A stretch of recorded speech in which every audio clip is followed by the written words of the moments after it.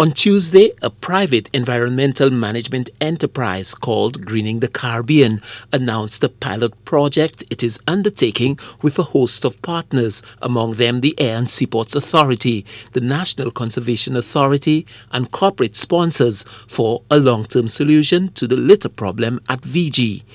Wayne Neal of Greening the Caribbean explains the objectives of the project. Our intent always was to find some type of long-term solution to littering in St. Lucia. And somewhere along the line, we came across the opportunity to seek some funding from the Gulf Caribbean Fisheries Institute to be able to institute a research project using behavioral science to try to identify the motivations and the barriers as to why people tend to leave their rubbish on the beach or why they litter on the beach. According to Neil, some of the people who litter are not aware that it's an offense that attracts a fine. There is a $500 penalty for littering on the beach, which is part of NCA legislation.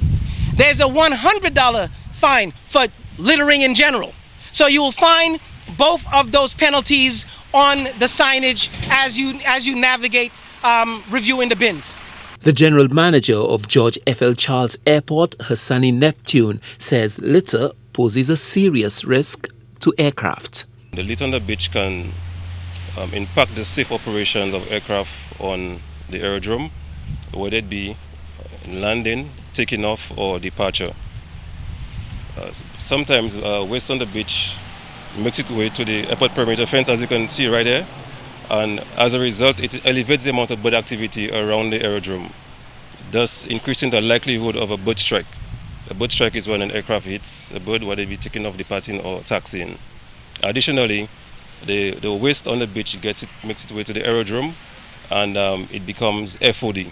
FOD being foreign object debris, and all forms of FOD is a safety implication for SLASPA. The implementation officer of the National Conservation Authority says the impact of litter on the marine environment should not be underestimated. And litter is one of the greatest difficulties that we encounter in managing the coastal environment. It damages the reef, it affects the aesthetics of the beach, the tourism package, etc. The corporate sponsors, Marcy's Stores and Wynwood and Leeward Brewery, were excited about their association with the project.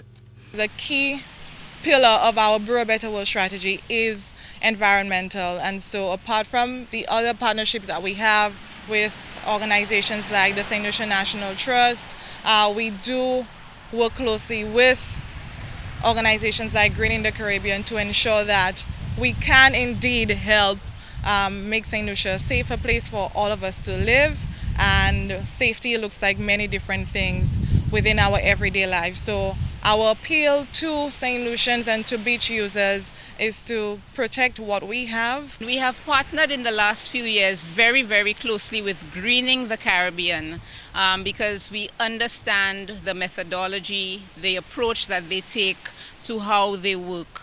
So in October of 2020, when Mr. Wayne Neal engaged us around this project, what we liked was the fact that it was data-based and evidence-driven.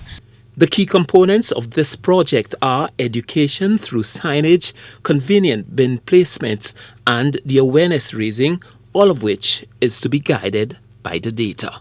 Stanley Lucian for the HGS News Force.